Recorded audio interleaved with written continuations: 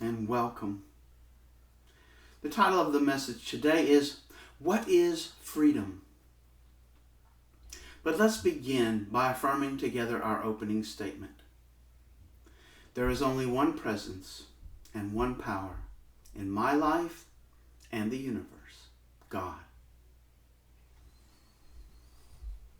Holding that presence in your heart right now, just taking a deep breath and allowing your awareness to come to this present time, opening yourself to Spirit, the teacher within, allowing divine wisdom and understanding to flow through you directly from Source right now. And we are grateful for this opportunity to share in this experience across time and space. We are grateful for the technology that allows this. We are grateful for life itself. And it is in this gratitude that we say thank you. And so it is. Amen.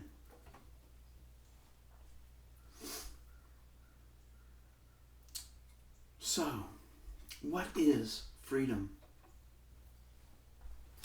I'd like to begin with a joke. So there were two prisoners who had been in prison for a long time, and they really wanted to be free. So they began to plan their escape. And they discovered that there were 7 walls that they had to cross till they could get out of prison. And so they made their plan. And then the night came when they would execute it. They would climb the walls and find their freedom. So first they scaled a wall and were successful. And then they continued this process, successfully scaling 5 of the walls. But by this time they were getting pretty tired because climbing the walls was quite an effort for them. They came to that 6th wall and they were feeling tired, but they said, we can do it. And they climbed up this wall, seemed to be taller than all of the other ones. And then they got to the other side and they were really feeling ragged and tired.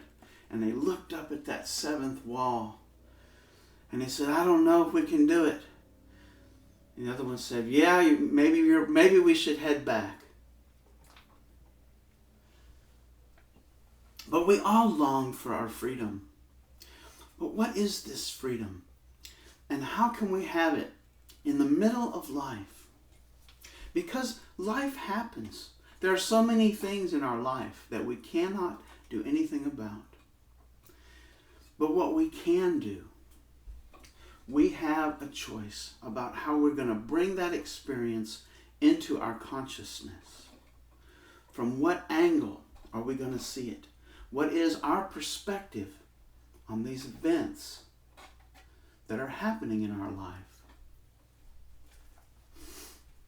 I'd like to share a couple of Bible verses right now to give some perspective on what the answer to that is, because Jesus knew that we all want freedom,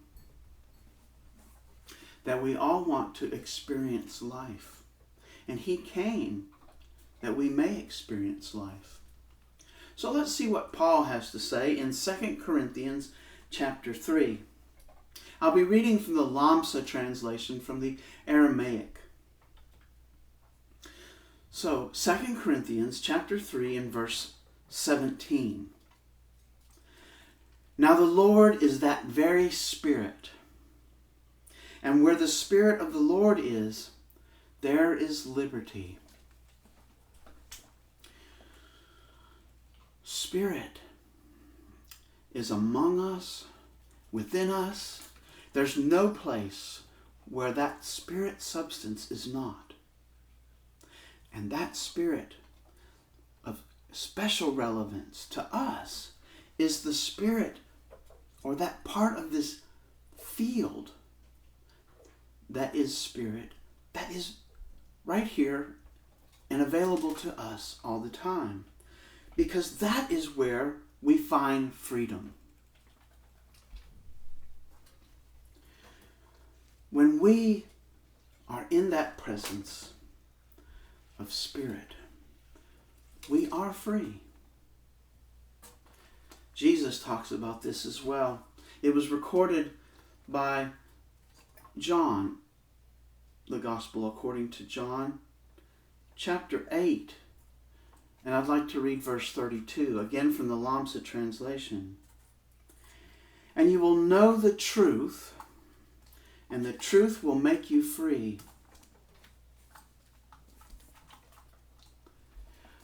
I have some visitors with me this morning. There are 2 squirrels running about.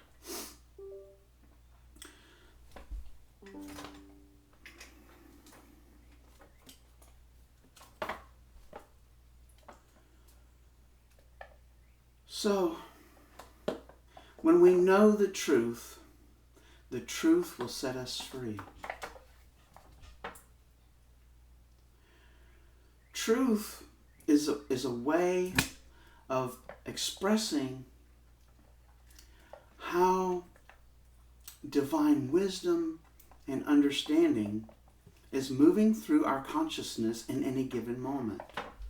Truth is when we are in that flow of consciousness, when we know beyond a doubt what is ours to do. And this truth doesn't come from our ego. We can notice it and how it's different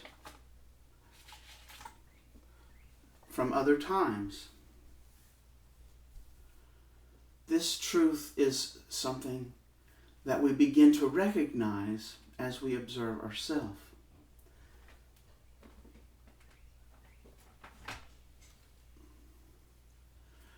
You see, there's a characteristic that we can see in our own consciousness that we can associate with truth.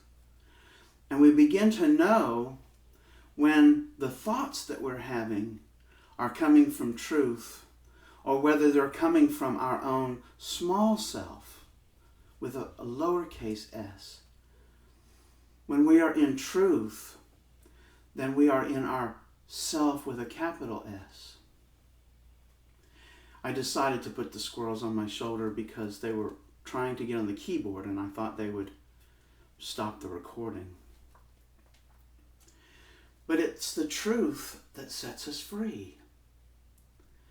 It's this knowing of what is ours to do in any given moment. Because it doesn't matter what's going on around us when we can find that truth. And I'd like to share a technique now with you that can help find that truth. You see, little one, you can't be on the keyboard. Thank you.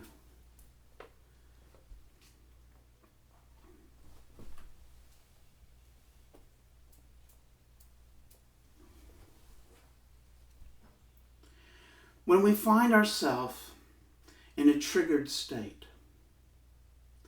when our monkey mind takes control of our consciousness, it usually happens as a result of some external event. And in response to that situation, we begin a cycle of thought, some pattern that perhaps has been with us since childhood begins its process. And when we recognize that this has happened,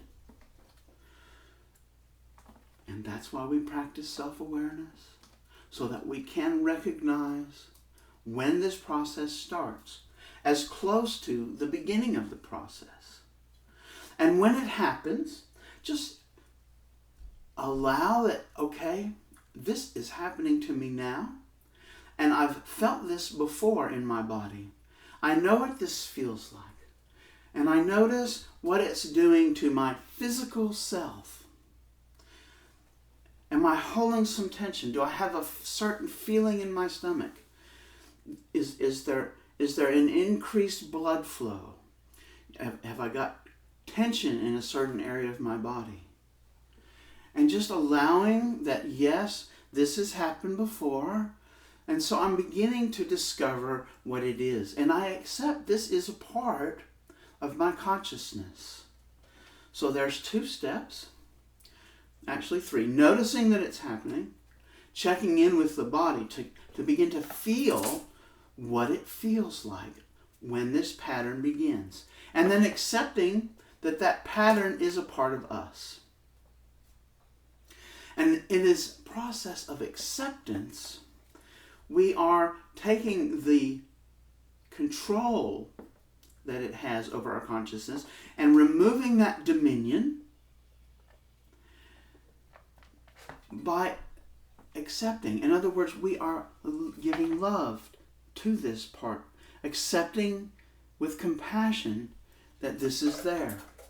And I think you'll be amazed that how much better this works than trying to fight it off and deny that it's happening.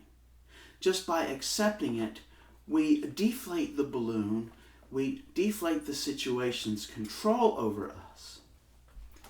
And now we've come to that place where we can relax into the presence of truth. We can find peace and joy in the middle of what's going on.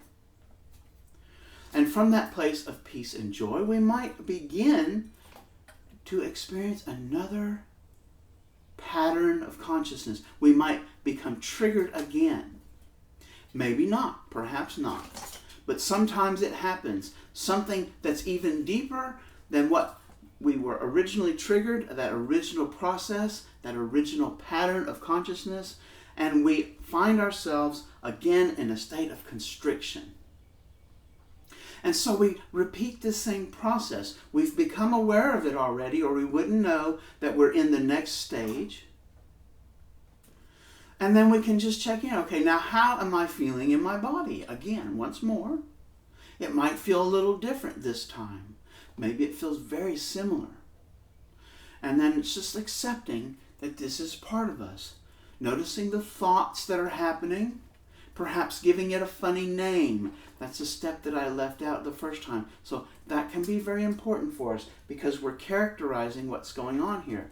We're giving it a funny name so that it doesn't have the power over us. We're not so serious about it. We're allowing that it happens with a compassion, with an acceptance.